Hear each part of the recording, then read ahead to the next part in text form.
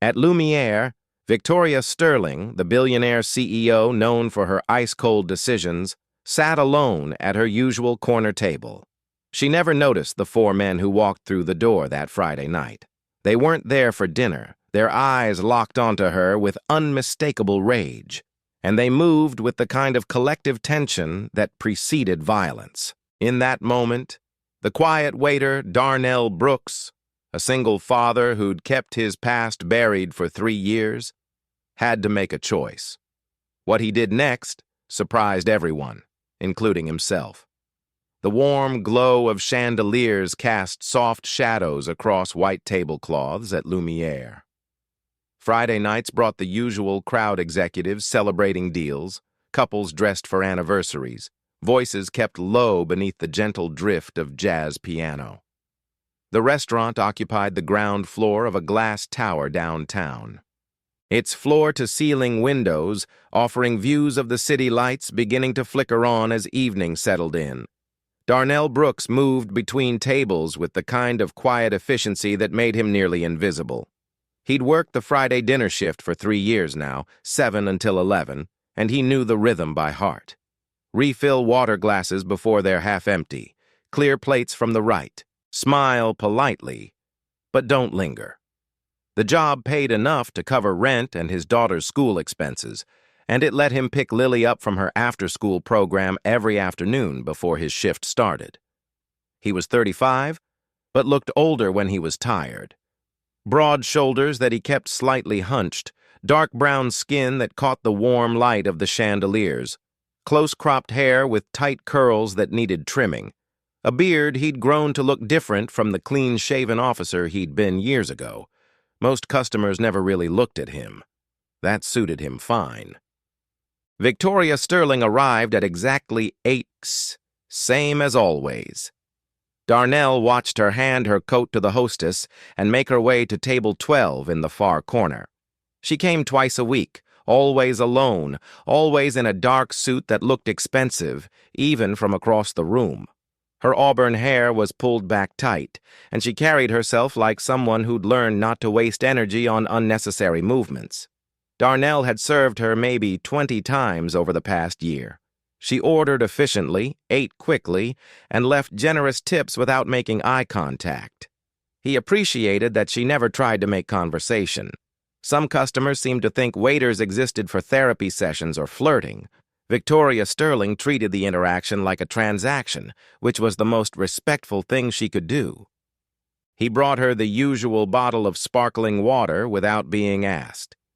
She glanced up briefly, gave a small nod, and returned her attention to the iPad propped against the table's small vase of white orchids. Her fingers moved across the screen with the kind of focused intensity that suggested whatever she was reading wasn't going well. Darnell moved back toward the service station near the kitchen doors. His phone buzzed in his pocket. He pulled it out carefully, checking that Mr. Harrison wasn't watching from the host's stand. The text was from his daughter. "Dad, can you come home early tonight?" He typed back quickly. "What's wrong?" "Nothing, just miss you." Darnell felt the familiar tug in his chest. Lily was 7 now, old enough to understand that he worked nights, but young enough to still want him home for bedtime stories. He glanced at the clock above the bar. 3 hours left on his shift. "I'll be home by 11:30. Love you. Love you too." He slipped the phone back into his pocket and picked up the tray of appetizers waiting under the heat lamp. Table 7. A group of lawyers celebrating something, their laughter getting louder with each round of drinks. He delivered their calamari with the same polite smile he'd perfected, then retreated before they could pull him into their conversation. The front door opened. Darnell's attention shifted automatically. Part of the job was tracking new arrivals, anticipating who'd need menus, who'd head straight for the bar. 4 men stepped inside. They weren't dressed for Lumière. Jeans and work jackets, one of them in a faded Carhartt coat with paint stains on the sleeves. The hostess approached them with her professional smile, but something in their body language made Darnell stop moving. They weren't looking at her. Their eyes scanned the dining room like they were searching for something specific. One of them, The tallest, with graying hair and a hard jaw, spotted Victoria Sterling's table, and his expression shifted into something sharp and cold. Darnell felt a familiar sensation crawl up his spine. It was the same alert he used to get on patrol, the instinct that separated routine calls from situations about to turn dangerous. He'd tried to bury that instinct when he left the police department 3 years ago, but apparently it hadn't gone anywhere. The 4 men moved past the hostess without waiting to be seated. They took a table near Victoria's, 4 chairs scraping loudly against the floor. Other diners glanced over with mild irritation. The men didn't open their menus. They just sat there, 3 of them facing Victoria's direction, voices low and tense. Darnell picked up a water pitcher and moved closer, using the excuse of refilling glasses at a nearby table. He kept his movements casual, but positioned himself where he could hear fragments of their conversation. "That's her," the tall one with gray hair. His voice carried an edge of barely controlled anger. "Sterling Ventures. That's the CEO. You sure?" Another man, younger, with nervous energy in his hands. "I memorized her face from the news. That's Victoria Sterling." The third man leaned forward. "So, what do we do? Just sit here?" "We let her know. We let her see what her decisions cost." Darnell's grip tightened on the water pitcher. He looked at Victoria. She was still focused on her screen, completely unaware. The soft lighting made her look almost fragile despite the severity of her expression, like someone who'd learned to armor themselves against a world that kept hitting back. He needed to think. These men weren't here for dinner. Their energy was all wrong, the kind of collective tension that preceded violence. But what could he do? Call Mr. Harrison? Get them kicked out based on a feeling? They hadn't done anything yet, except Darnell had seen this before. The stillness before the storm. The way angry men gathered courage from each other until someone made the first move. And then the tall one, the leader, looked directly at Darnell. Their eyes met for 2 seconds. Something flickered across the man's face. Recognition. Darnell's heart rate climbed. He looked away and moved back toward the kitchen, mind racing. He remembered them now. A bar fight at a place called Rosie's on the South Side 5 years ago. Darnell had been first on scene as a patrol officer, broke it up before anyone got seriously hurt. They'd all been arrested, spent a night in jail, paid fines. Nothing major. But the tall one, Victor, that was his name, had looked at Darnell during booking and said something. "I don't forget faces, Officer Brooks." Darnell forced himself to breathe normally. Maybe Victor didn't recognize him. Different hair, the beard, 30 lb heavier. But even if Victor did remember, this wasn't about Darnell. This was about Victoria Sterling. One of the 4 men stood up, the younger one, nervous energy barely contained. He walked toward Victoria's table. Darnell's body moved before his mind caught up. He cut across the dining room, intercepting the man 3 steps before he reached Victoria. "Sir, can I help you with something?" Darnell kept his voice light, professional, but positioned himself directly in the man's path. The man stopped. Up close, Darnell could see the desperation in his eyes, the kind that came from too many sleepless nights. "I need to talk to her. If you'd like to speak with another guest, I can pass along a message." Darnell didn't move aside. "Just get out of my way." Victoria looked up from her iPad, finally noticing the confrontation. Her expression shifted from confusion to something more guarded. Victor stood up from his table. The other 2 followed. Darnell felt the situation crystallizing into something he couldn't walk away from. 4 against 1. A room full of civilians. A woman who had no idea she was in danger. All his training said to de-escalate, create distance, but there was no backup here. Just him. A water pitcher still in his hand, and 3 years of rust on skills he'd tried to forget. Victor walked over, and now Darnell could see the recognition settling fully into place on the man's face. "Wait, I know you." Darnell met his eyes. There was no point in lying. You should go back to your table. You're that cop, Brooks. Darnell Brooks. Victor's voice rose slightly. You arrested us. Rosie's Bar 5 years ago. The other men looked at Darnell with new attention. The young one stepped back slightly, suddenly uncertain. But Victor moved closer. Small world, Victor said. His tone carried something between surprise and bitterness. You're a waiter now. What happened? They fire you? Darnell didn't respond. He could feel Victoria's eyes on him, calculating, trying to understand what was happening. I asked you a question. Victor's voice hardened. I left the force. Darnell kept his tone neutral. Now I'm asking you to sit down or leave the restaurant. You're disturbing other guests. Disturbing? One of the other men laughed bitterly. That's rich. You know what's disturbing? Losing your job because some billionaire pulls their money out of your factory. 200 people unemployed. But sure, we're the problem because we're a little loud. Victoria stood up from her table. What is this about? Victor turned to face her fully. You don't even know. Do you, Sterling Ventures? You pulled your investment from Westbrook Manufacturing 8 months ago. You remember that decision? Victoria's expression remained controlled, but Darnell saw the slight tension in her shoulders. That's business. The project wasn't profitable business. Victor's voice dripped with contempt.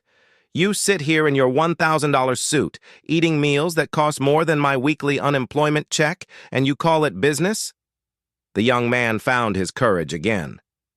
My wife left me because I couldn't pay the mortgage. You want to call that business too? Darnell raised his hand slightly, a calming gesture. I understand you're angry, but this isn't the place. Victor looked at him with something like pity. You understand? You're taking orders from people like her now. You really think you understand? For a brief moment, Darnell wondered if Victor was right. Maybe he didn't understand. Maybe he'd taken the easy path, hiding in this job instead of facing the world that had broken him. But then, he saw Victoria's hand trembling slightly as she gripped her iPad, and he remembered why he'd walked away from police work in the first place.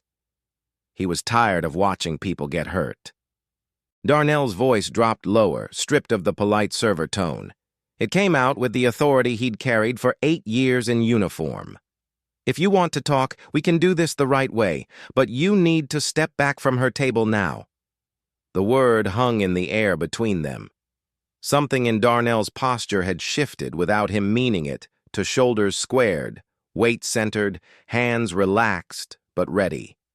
The muscle memory of a man who knew how to handle conflict. Victor studied him for a long moment, then nodded once. All right, Brooks, let's talk. Darnell gestured toward the rear of the restaurant. There's a patio out back. We can talk there without disturbing anyone. The dining room had gone quiet. Other guests watched with the careful stillness of people trying not to get involved. Victoria remained standing by her table, her expression unreadable. Darnell caught the eye of Sarah, another server working the floor. He tilted his head slightly toward the kitchen, their silent signal for trouble. She gave a barely perceptible nod and moved toward the back to alert the manager. The patio was technically a service area. A concrete square enclosed by brick walls where staff came to catch their breath between rushes. A few metal chairs sat scattered around a table someone had dragged out months ago. String lights hung overhead, half of them burnt out. The cool night air carried the smell of grease from the kitchen vents. Darnell held the door open as the 4 men filed out. The young one kept glancing back at the dining room like he was already regretting this. The other 2, one built like a linebacker. The other lean with weathered hands, moved with the weary caution of men who'd learned to expect trouble. Victor was the last to step outside. He stopped in front of Darnell. You really want to help us? Or are you just protecting your rich customers? Darnell met his gaze. I want to stop this from getting worse. Too late for that. It's already worse. Has been for 8 months. The door closed behind them, muffling the restaurant noise. Out here, the city sounds took over distant traffic. A siren several blocks away, the hum of air conditioning units. Darnell pulled out one of the metal chairs. "Sit if you want. I can get coffee, water, whatever you need." "We don't need coffee."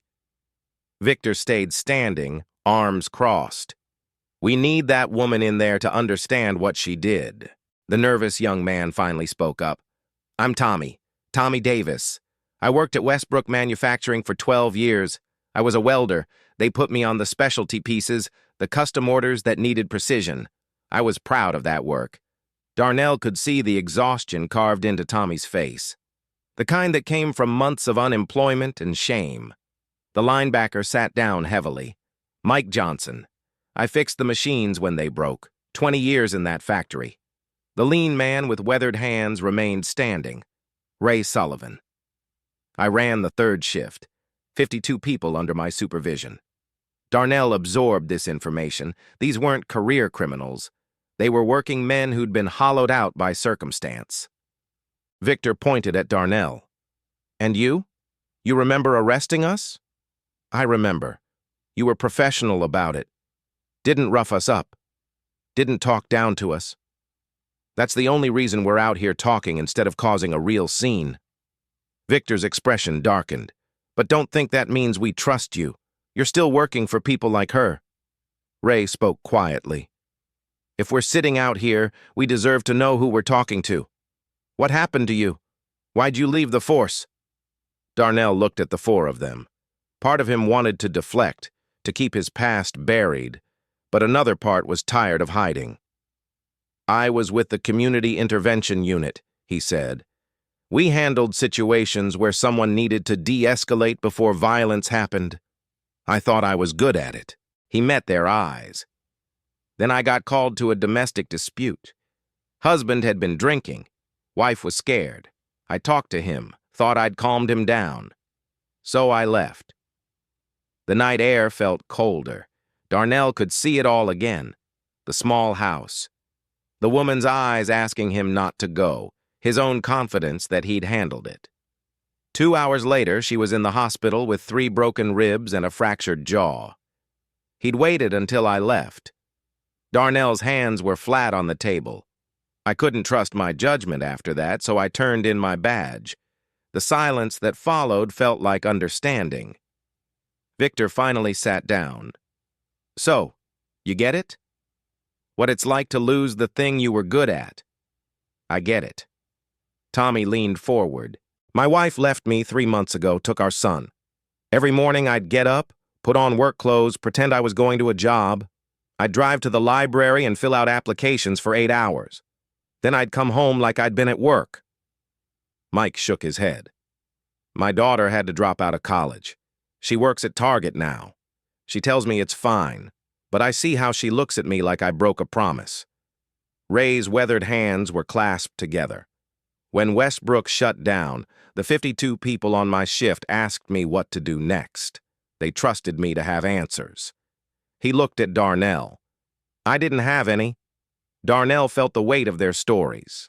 This was what Victoria Sterling couldn't see from her corner table, the human cost of business decisions. These men had built their identities around work that no longer existed. "I understand why you're angry," Darnell said. "But going after Victoria Sterling won't fix anything." Victor's jaw tightened.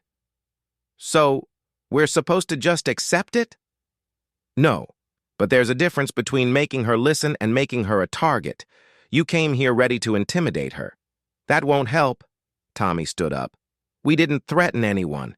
We just wanted her to see us." "You wanted more than that," Darnell said quietly. "And I get that impulse. But it won't help." The door from the restaurant opened. Victoria Sterling stepped out onto the patio. Darnell stood immediately. "Miss Sterling, you should go back inside." She ignored him, her attention fixed on the 4 men. "I overheard part of your conversation. Westbrook Manufacturing. I remember that decision." Victor stood slowly.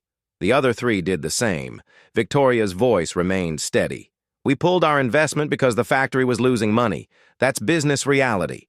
"Business reality." Tommy's voice cracked. "You keep using that phrase like it absolves you. I'm stating facts." Mike took a step forward. Here's a fact. 200 people lost their jobs, not because they weren't working hard enough, because you decided the numbers didn't look good enough.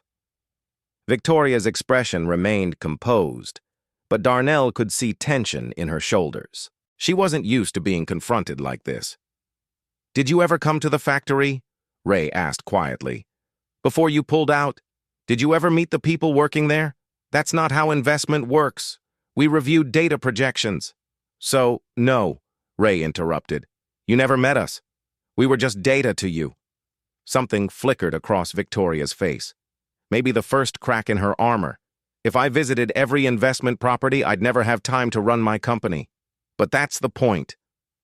Victor said, "You run a company. We had lives, and you treated our lives like they were disposable." Darnell moved between them.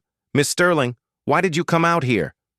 She looked at him, and for the first time since he'd started serving her, he saw uncertainty in her eyes.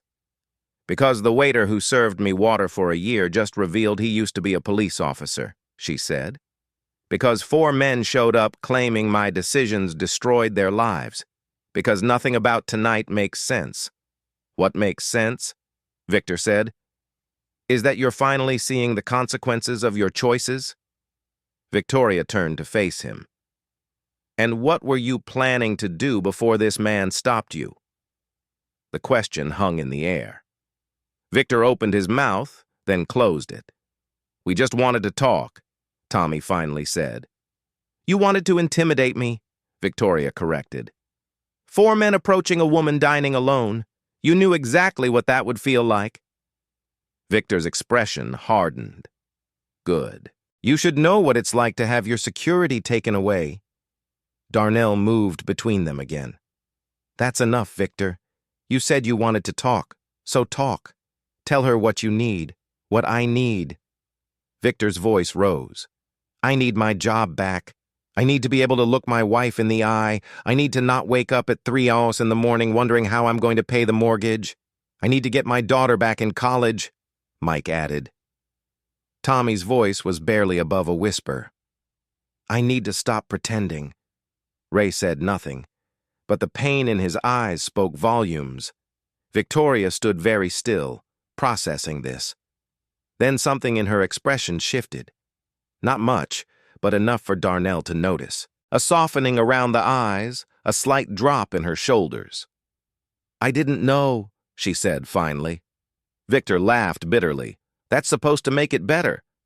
"No, it's supposed to be the truth." Victoria's composure cracked slightly. "I sit in meetings and review spreadsheets and make decisions that seem logical on paper.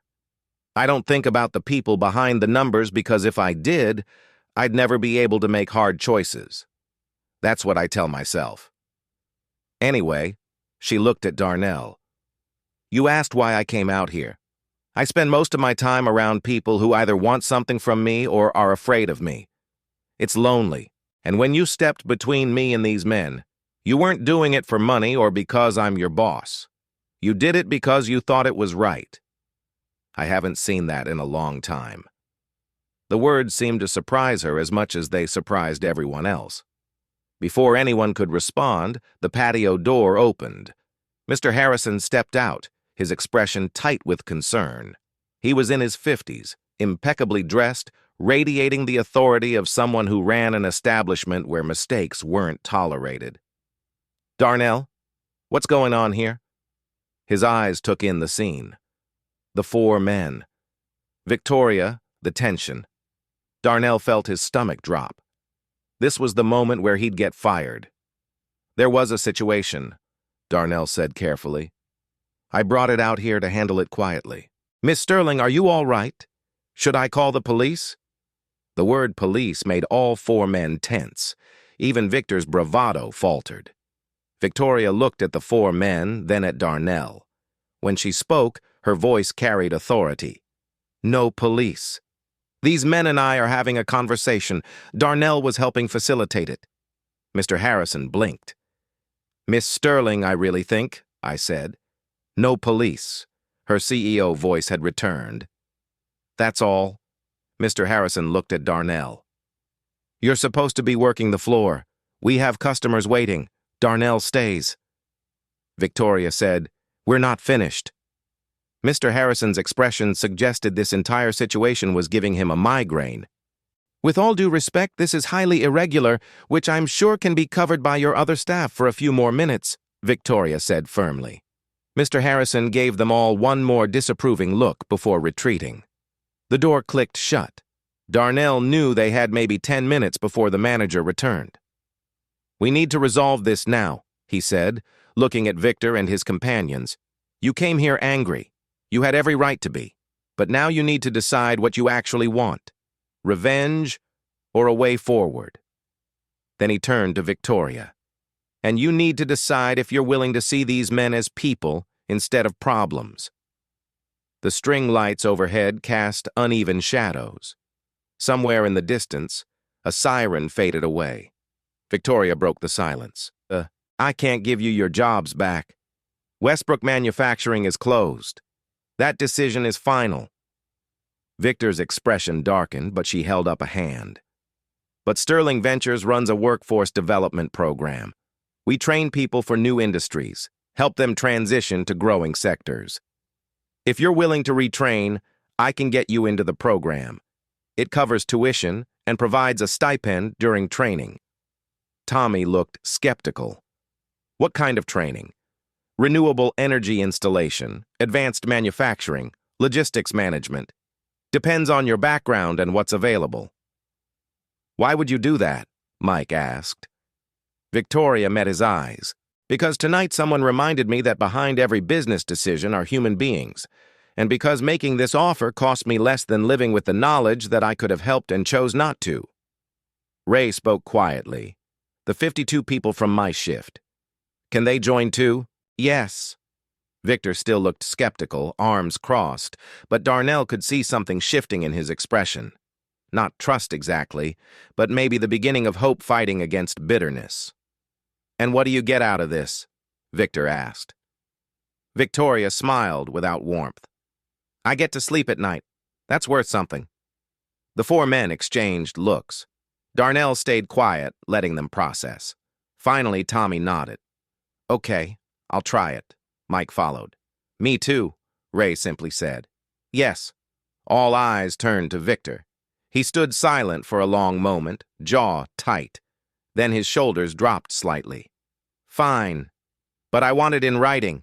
You'll have a formal offer by Monday," Victoria said. The tension that had filled the patio finally began to ease. It wasn't perfect resolution. Too much damage had been done for that. But it was something. A fragile agreement built on exhaustion and slim hope. Victor stepped toward Darnell and extended his hand. "You're all right, Brooks." Darnell shook his hand. "I need to get back inside before my boss fires me." The four men headed toward the exit. As they filed out, Tommy stopped and looked back at Victoria. "Thank you," he said. "I know you didn't have to do this." Victoria nodded once. Then they were gone. Darnell and Victoria stood alone in the patio. The sound of the restaurant filtered through the door, dishes clattering muted conversation. The normal rhythm of a night that had been anything but normal. "You could have called the police," Victoria said. "Why didn't you?" "Because I've seen what happens when you treat desperate people like criminals. It doesn't fix anything. That's why you left the force. I left because I stopped trusting myself." Victoria studied him with open curiosity. "But tonight, you trusted yourself. You stepped in, talked them down. Those are the actions of someone who knows what they're doing, or someone who got lucky. I don't think luck had much to do with it." She picked up her phone. "Darnell Brooks, that's your name?" "Yes." "The waiter who's actually a crisis negotiator. Former crisis negotiator. Current waiter who's about to lose even that job. I'll talk to Mr. Harrison. Make sure he understands what happened. You don't need to do that." "I know, but I'm going to anyway." She moved toward the door, then stopped. "You said you failed. That woman who got hurt. You think that makes you a failure?" Darnell didn't answer right away. "I think it means I wasn't as good as I thought I was," he said finally. "Or maybe it means you were human. Maybe the real failure would have been stopping trying altogether." She opened the door. "Thank you for tonight, for showing me something I'd forgotten." "What's that?" "That it's possible to care about people you don't know." She went back inside. Darnell stood alone for a moment, letting the adrenaline drain. His hands were steady now, his breathing even. For 3 years, he'd been hiding. Tonight, all of that had come rushing back, and for the first time since he'd turned in his badge, he didn't feel like a failure. He felt like himself. Darnell checked the time. 9:45. He texted Lily, "I'll be home soon. Had an interesting night. Love you." Then he went back inside to face whatever consequences waited. But when he stepped through the door, he found Victoria standing near the host stand, speaking with Mr. Harrison in low tones.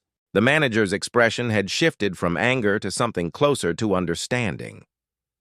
Victoria caught Darnell's eye and gave a small nod before collecting her coat. She paused at the door and looked back at him one more time. There was something different in her expression now, not quite warmth, but maybe the beginning of it. Then she was gone into the night. Mr. Harrison approached Darnell. "My office now." In the cramped office that smelled like old paperwork and espresso, Mr. Harrison gestured to the chair. Darnell sat. Miss Sterling explained the situation. The manager said, "4 men came here to confront her. You moved them outside to prevent a scene. Is that accurate?" "Yes, sir." Mr. Harrison pulled off his glasses and rubbed his eyes. "I should fire you. Walking away from your tables, taking aggressive men to our patio. Any of those things would normally be grounds for termination." Darnell nodded, accepting it.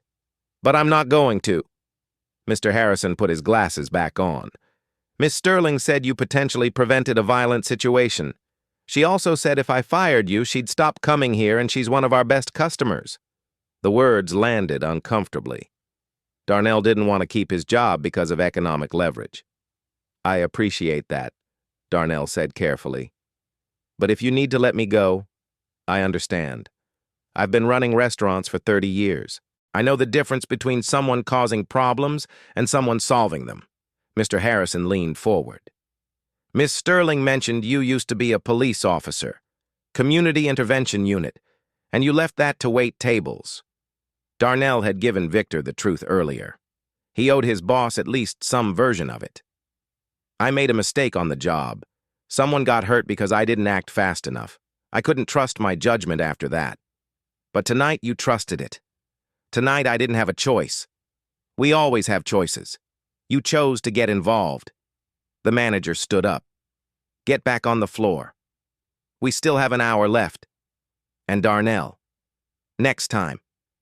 And I hope there is no next time you come get me first." "Understood." "Understood."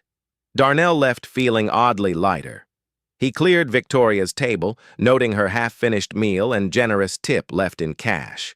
The rest of the shift passed in familiar rhythm, wiping tables, refilling salt shakers, counting tips while Sarah complained about a table that had stayed too long.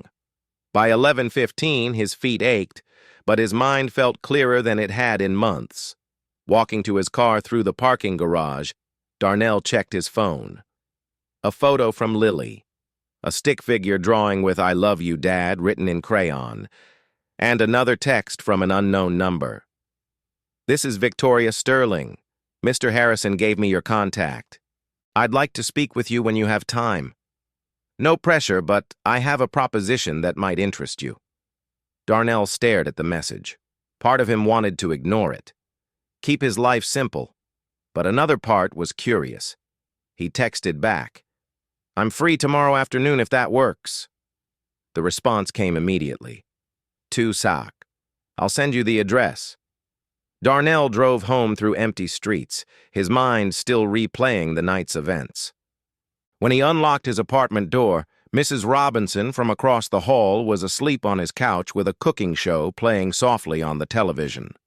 She was in her 60s, a retired teacher who'd been watching Lily for 3 years, ever since Darnell's mother passed and left him without family nearby. She'd become like a grandmother to Lily, the kind of village it took to raise a child when you were doing it alone. Darnell gently touched her shoulder. She woke immediately, alert despite the late hour. "How was Lily?" Darnell asked. "Perfect, as always. She did her homework. We had dinner. She was in bed by 8:30. Mrs. Robinson gathered her things. How was your night?" Darnell thought about the question. Complicated? But okay. Complicated can be good sometimes. Means things are changing. After she left, Darnell looked in on Lily. She was asleep in her small bedroom, surrounded by stuffed animals and books. Her dark, curly hair, so much like her mother's had been, spread across the pillow. One hand curled near her face. She looked peaceful in a way that made his chest ache. He pulled the blanket up slightly and kissed her forehead. She stirred but didn't wake. In his own room, Darnell sat on the edge of his bed. For 3 years, he'd convinced himself that stepping back was the right choice, that avoiding situations where his judgment mattered was safer for everyone. But tonight had reminded him of something he'd forgotten. Sometimes doing nothing was more dangerous than doing something. He lay down, but sleep didn't come easily. His mind kept returning to Victoria's text. What kind of proposition would a CEO have for a waiter? The next morning, Darnell made pancakes while Lily told him about the drawing she'd made, a family of 3 with a son and a house and flowers everywhere. She didn't mention that the family only had 2 people in real life, just her and him. She always drew 3. "Can we go to the park?" Lily asked after lunch. "I have a meeting first, a meeting on Saturday. Someone wants to talk to me about something. It won't take long." They spent the morning together, easy and comfortable, but as 1:30 approached, Darnell felt his anxiety building. He left Lily with Mrs. Robinson and drove downtown.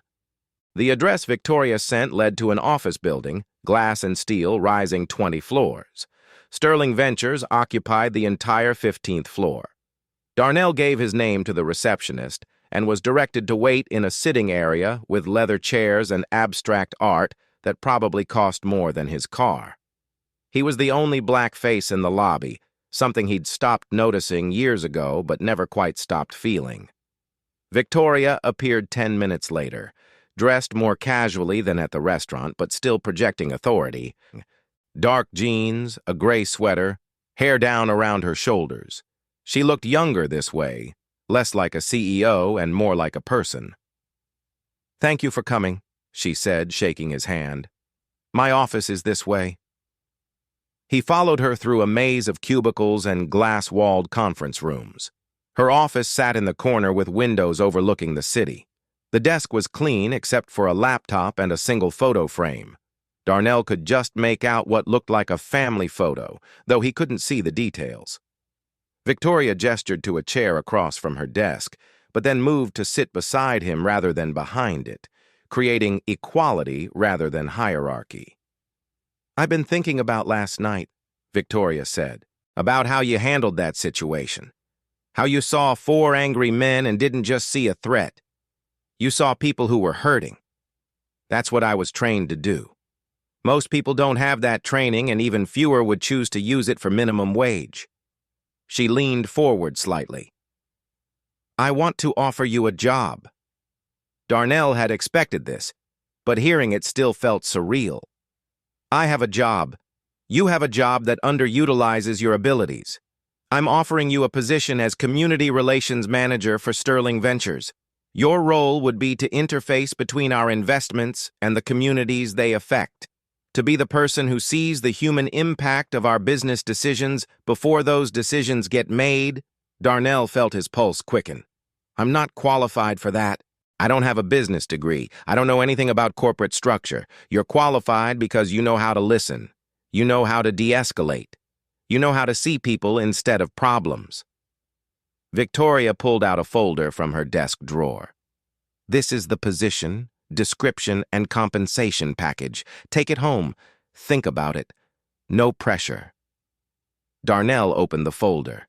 The salary made his stomach drop. It was more than triple what he made at the restaurant. Enough to move to a better apartment, to save for Lily's college, to stop worrying about every unexpected expense. But the number also terrified him. This wasn't just a job change. This was stepping back into a world where his decisions mattered, where he could fail again. "Why me?" he asked. "You could hire someone with actual experience. Because last night, when 4 men showed up ready to cause harm, you didn't call security or hide. You stepped forward and talked to them like human beings. That's not something you can teach. That's character." Darnell closed the folder, his mind racing. "Can I ask you something? Last night on the patio when you offered those men the training program, was that something you'd been planning or did you make that up?" Victoria smiled slightly. "Both. The program exists. We've had it for 2 years, but I'd never once thought about offering it to the people from Westbrook Manufacturing until that moment. You made me see them differently. And that's what you want me to do? Make you see people differently? I want you to make sure we don't create more people like Victor Hayes and Tommy Davis, people who feel invisible and desperate because we couldn't be bothered to consider them." It was compelling. More than compelling. It was everything Darnell had thought he'd lost when he left the police force. A chance to help people, to use his skills for something meaningful.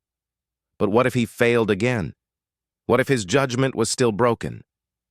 Victoria seemed to read his hesitation. "I know you're scared. Last night you told those men about the woman who got hurt. That failure has been defining you. It should define me. I made a mistake with real consequences. And you learned from it. That makes you exactly the kind of person I need. Someone who understands that decisions have weight." She stood up. "Take the weekend. Think about it. Call me Monday with your answer." Darnell stood as well, folder in hand. "What if I say no? Then I'll respect your decision and keep coming to Lumière twice a week." Walking back through the office, Darnell noticed people working even on Saturday afternoon, young professionals building careers in a world he deliberately stayed away from. In the elevator down, he looked at the folder again. The job description included phrases like stakeholder engagement and community liaison, corporate language that felt foreign, but underneath it was really asking him to do what he'd done last night. See people, listen to them, help them feel heard. Darnell drove home slowly, taking the long way through neighborhoods he used to patrol. The city looked different in daylight, less dangerous, more complicated. At home, Lily was coloring at the kitchen table.